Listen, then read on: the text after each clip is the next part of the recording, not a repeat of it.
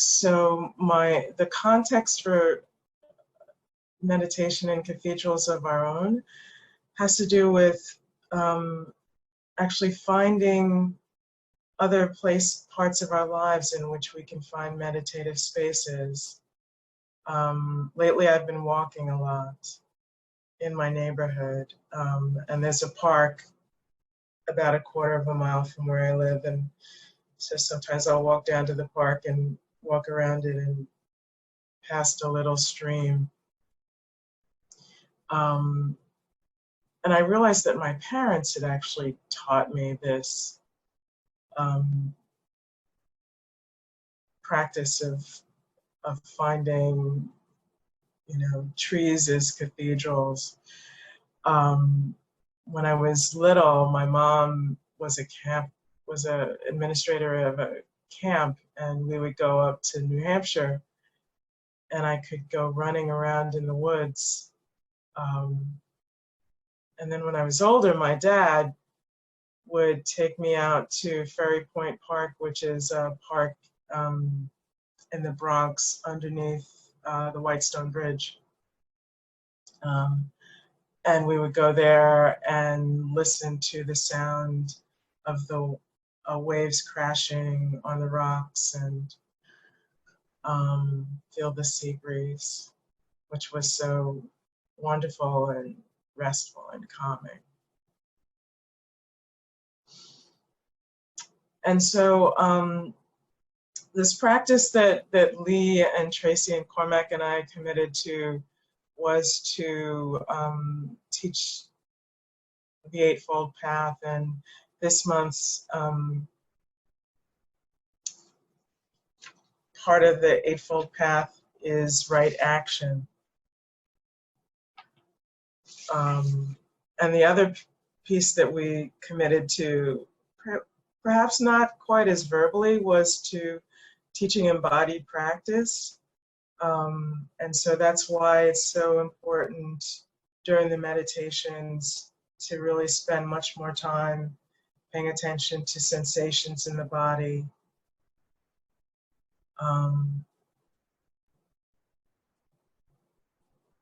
And to the awareness of the body. It's part of our teaching ourselves, particularly my teaching myself, to use the body as an anchor. When I'm stressed, when I feel anxious, when I feel tired.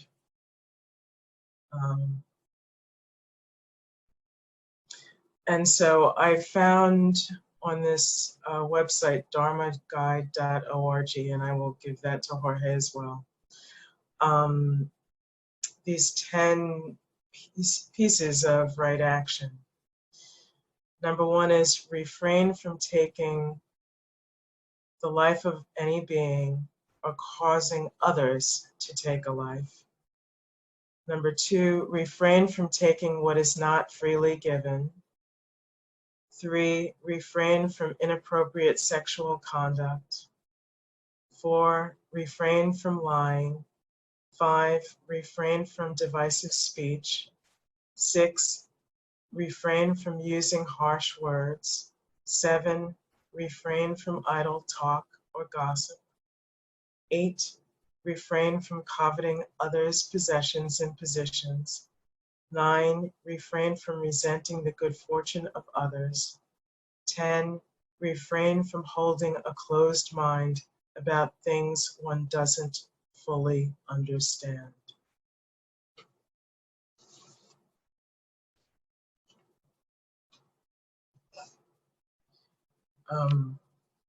And so I was looking for a poem to include in my talk today, and one of my favorite blogs to read is Brain Pickings, and the writer had portions of a poem by Walt Whitman, which is entitled Crossing Brooklyn Ferry by Walt Whitman. I'll include that as well. And there was one stanza in it that so perfectly captures how, as a human, I can strive for these 10 pieces of right action and just totally mess it up because of tiredness, delusion, anger, resentment, whatever. And so this is the 6th stanza in the poem. It is not upon you alone the dark patches fall. The dark threw its patches down upon me also. The best I had done seemed to me blank and suspicious. My great thoughts, as I supposed them, were they not in reality meager? Nor is it you alone who knows what it is to be evil. I am he who knew what it was to be evil. I too knitted the old knot of contrariety, blabbed, blushed, resented, lied, stole, grudged, had guile, anger, lust, hot wishes I dared not speak, was wayward, vain, greedy, shallow, sly, cowardly, malignant, the wolf, the snake, the hog, not wanting in me, the cheating look, the frivolous word, the adulterous wish, not wanting, refusals, hates, postponements, meanness, laziness, none of these wanting, was one with the rest, the days and haps of the rest, was called by my nice name by clear, loud voices of young men as they saw me approaching or passing.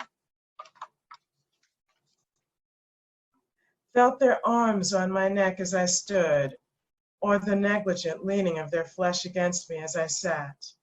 Saw many I loved in the street or ferry boat, or a public assembly, yet never told them a word.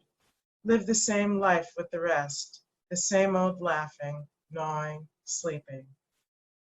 Played the part that still looks back on the actor or actress, the same old role, the role that is what we make it, as great as we like, or as small as we like, or both great and small.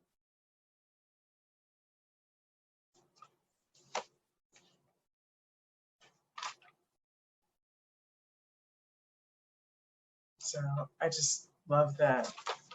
Blab, blushed, resented, lied, stole, grudged, had guile, anger, lust, hot wishes I dared not speak, was wayward, vain, greedy, shallow, sly, cowardly, malignant. It's like, thank you for that laundry list.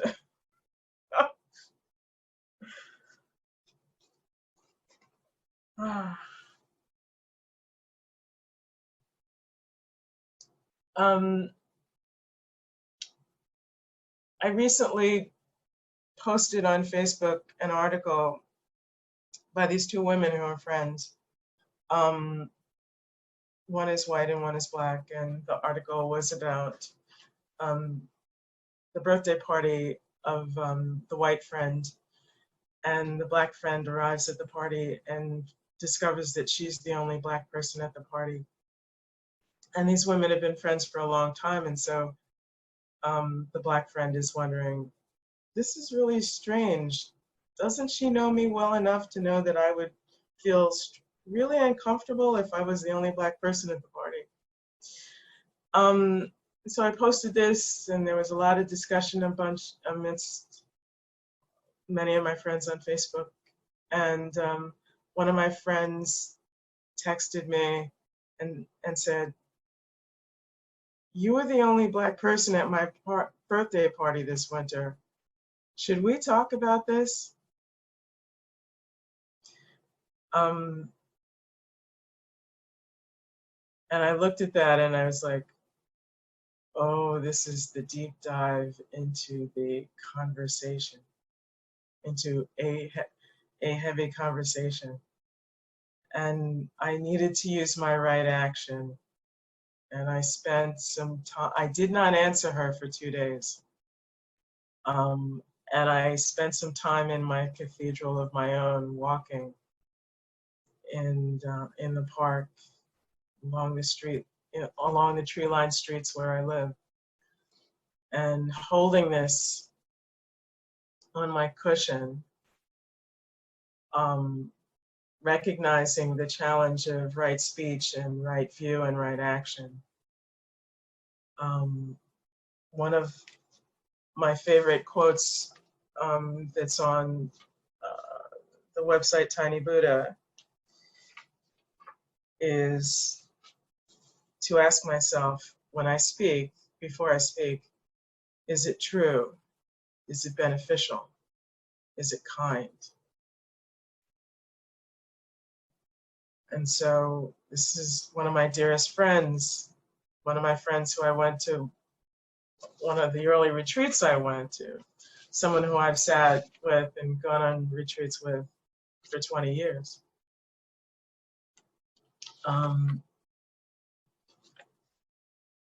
And so she finally texted me back and said, do you want to talk about this? And she called me and we talked, and the first thing I said is that when I attended your party and I realized that I was the only Black person in the room, I reminded myself that I'm here to celebrate your birthday and that I love you very much and that that's my intention. And my intention is not, and I kept reorienting myself to that throughout the evening. My intention is I'm here because I love my dear friend and I cherish our friendship. And that's where I'm gonna live in this moment. And it happened that at the home of the people who the party was at, they have these collections. They're collectors, they're tag sellers.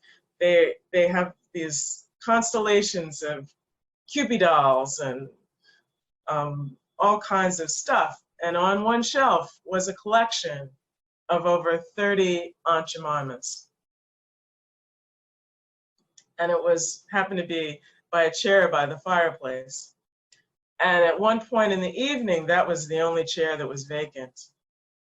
And I was tired and I wanted to sit. And so I went and I sat next to the Aunt Jemimas and communed with them and pondered what could this be about? Because some of these were really old, like 1930s, 1920s Aunt Jemimas.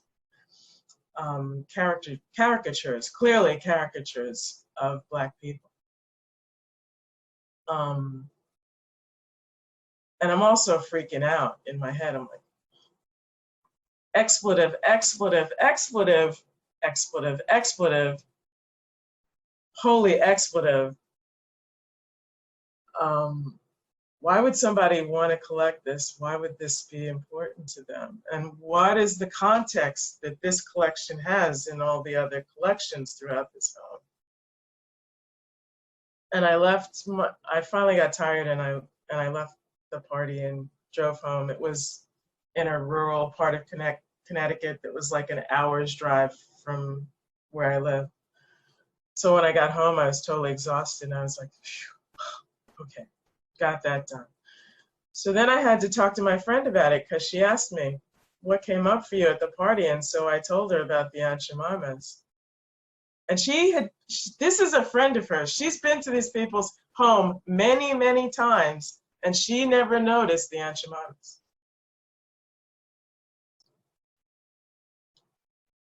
So that was one of the pieces of our conversation was, how can you be in that house and not notice that when I noticed that? It's like, hello.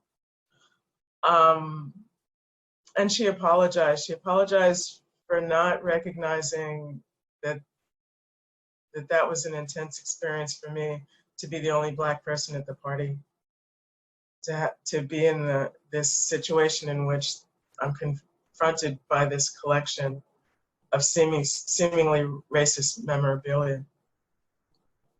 And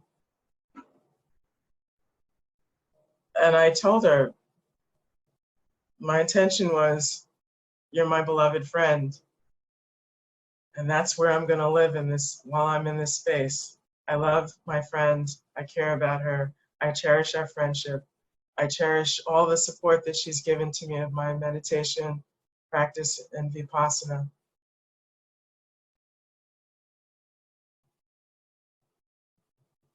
And she said, if you don't mind, I'm gonna ask my friends about the collection. And so she called them. Now these are all very nice, lefty, liberal people. So they were horrified that I was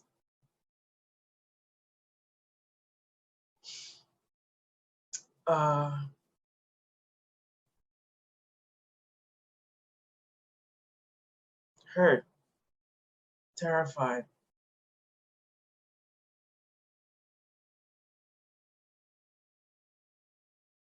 That I felt like the ground had fallen out from beneath me.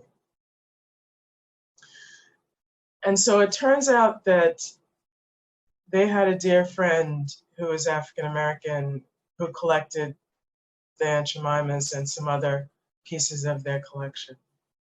And that this friend knew how important collecting was to them. And they were so close and such dear friends that when this friend passed away, the friend left them this collection of Aunt Jemimas so that they would be in safe hands and not in the hands of someone who would potentially use them in a racist fashion. So my friend called me because she wanted to make sure that she got this message to me. So she called me at work to tell me the story of the Aunt Jemimas. And we agreed that we were going to talk again. And so we've had 2 more conversations since the first conversation. And her friends want to talk to me. And I said, I need to hold off on that. I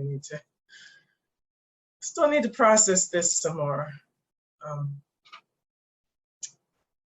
But I agreed that we would meet at one of our favorite vegetarian restaurants down in Bridgeport on the Water.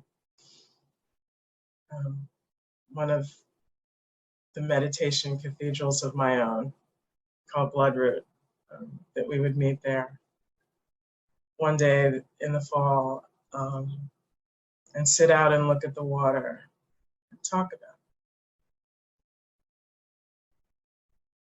it. So I did my best to say what is true, what is beneficial, and what is kind. And that is the challenge for this ongoing conversation with my friend and with her friends who had the party. How can each of us practice right action? It is so easy in the society today of call-out culture and of social media and Twitter, and to do the divisive things that are on this list. You know, divisive speech, harsh words, idle talk.